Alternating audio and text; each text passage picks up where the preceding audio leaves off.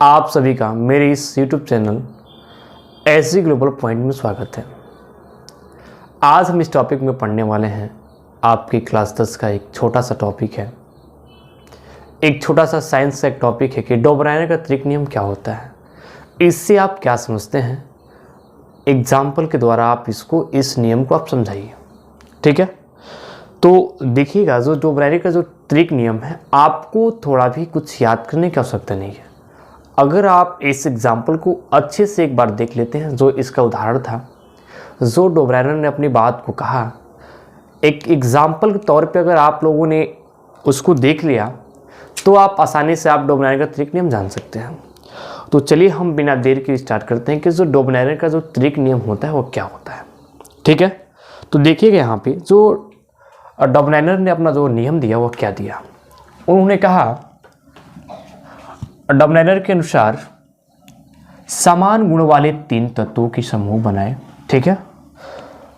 जो डोबराइनर थे वह 3 तत्वों के लिए जो एक समान को गुण को प्रदर्शित करता है, ठीक है। वही आपको यहाँ बात लिखा गया है कि डोबराइनर ने समान गुण वाले 3 तत्वों के समूह बनाए तथा यह ज्ञात किया कि, ठीक है, किसी समान गुण वाले 3 तत्वों को उनके बढ़ते हुए क्रम, ठीक है। अब जो क्रम था वह परमाणु भार के अनुसार था, ठीक है ना। बढ़ते हुए परमाणु भार के क्रम में रखा जाए तो बीच वाले तत्वों का परमाणु भार पहले तथा तीसरे तत्वों के भारों के औसत के अनुसार के बराबर होता है, ठीक है ना। तत्वों के भार के परमाणु भारों के औसत के बराबर होता है। इसे ही डोबराइनर का त्रिक नियम कहते हैं, ठीक है। आपने क्या देखा कि 3 तत्व लिए, जो 3 तत्व लिए वह जो उनका क्रम था वह परमाणु भार के बढ़ते हुए क्रम में था, ठीक है। जब डोबराइनर ने 2 तत्वों को, ठीक है ना, यानी उन्होंने 3 तत्व लिया था जिसमें 2 तत्व, यानी एक फर्स्ट का तत्व और एक लास्ट वाला जो तत्व था, उन दोनों का जो परमाणु भार था उसको उन्होंने ऐड किया और उनका औसत निकाला। तो जो देखा, जो बीच वाला जो मध्य तत्व है, यानी सेकेंड जो तत्व है, जो उसका परमाणु भार था उसके इक्वल था।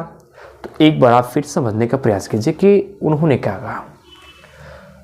डोबराइनर के अनुसार समान गुण वाले 3 तत्वों के समूह बनाए तथा यह ज्ञात किया कि यदि समान गुण वाले 3 तत्वों को उनके बढ़ते हुए परमाणु भार के क्रम में रखा जाए तो बीच वाले तत्वों का परमाणु भार पहले तथा तीसरे तत्व के भारों के औसत के बराबर होता है।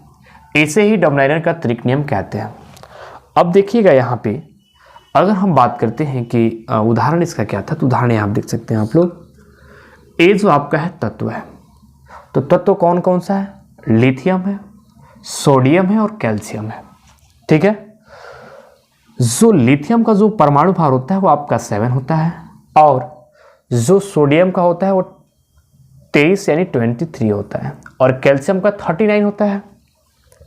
तो उन्होंने कहा कि अगर ये जो लिथियम यानी जो फर्स्ट तत्व है इसका परमाणु भार और जो लास्ट का जो तत्व यानी 3rd नंबर का जो तत्व है कैल्शियम, इसका अगर परमाणु भार जो है, यानी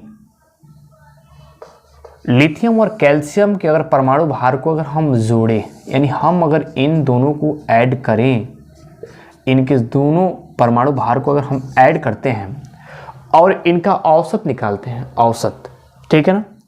तो हमने लिथियम और कैल्शियम को जोड़ा 7 + 39/2, हमें औसत निकालना है, ठीक है ना। तो हमने औसत निकाला तो जो हमारा रिजल्ट आया वह 23 आया, ठीक है। यानी जो दोनों सिरों के तत्वों का जो परमाणु भार है वह 23 आया अगर हम औसत की बात करते हैं। तो फिर जब देखें कि सब 23 आया, यानी फर्स्ट और 3rd वाले तत्वों का परमाणु भार हमने जोड़ा, तो रिजल्ट जो हमारा मिला वो 23 मिला। यानी जो सोडियम का परमाणु भार होता है वो हमारा 23 होता है, जो यहाँ पे आपको दिखाई देगा, ठीक है। यानी यही कहता है डोबराइनर का त्रिक नियम कि पहले और लास्ट वाले तत्व, यानी पहले और तीसरे जो तत्वों के परमाणु भार होते हैं उनके अगर उन तत्वों के परमाणु भार का अगर हम औसत ज्ञात करते हैं तो जो सेकेंड वाला यानी जो बीच वाला तत्व होता है वह दोनों तत्वों के योगफल के दोनों तत्वों के औसत के बराबर होता है। यही जो था डोबनाइलर का एक नियम था, जो आपके एग्जाम के लिए एक बहुत ही महत्वपूर्ण टॉपिक है। ये हर साल इससे पूछ देता है कि डोबनाइलर की क्या कमियां थी, उनकी क्या सीमाएं थी, या आप इस नियम से क्या समझते हैं। इससे एक क्वेश्चन आपके एग्जाम में आना ही आना है, वो भी क्वेश्चन आपके 3 नंबर में पूछता है। ठीक है, तो इसको आप लोग अच्छे से स्टडी कर लीजिएगा। स्टडी हमें क्या करना है, बस इसको समझना है, बाकी इसको हम अपने मन से लिख सकते हैं कि समान गुण वाले 3 तत्वों के समूह बनाए तथा यह ज्ञात किया कि यदि समान गुण वाले 3 तत्वों को उनके बढ़ते हुए परमाणु भार के क्रम में रखा जाए तो बीच वाले तत्वों का परमाणु भार पहले तथा तीसरे तत्वों के परमाणु भारों के औसत के बराबर होता है। इसे हम डोबनाइलर का त्रिक नियम कहते हैं। ठीक है, अभी तक ने आप मेरे इस चैनल को सब्सक्राइब नहीं किया तो चैनल को सब्सक्राइब कर दें और बेल आइकन बटन और अपने दोस्तों के पास शेयर करना न भूलें। धन्यवाद।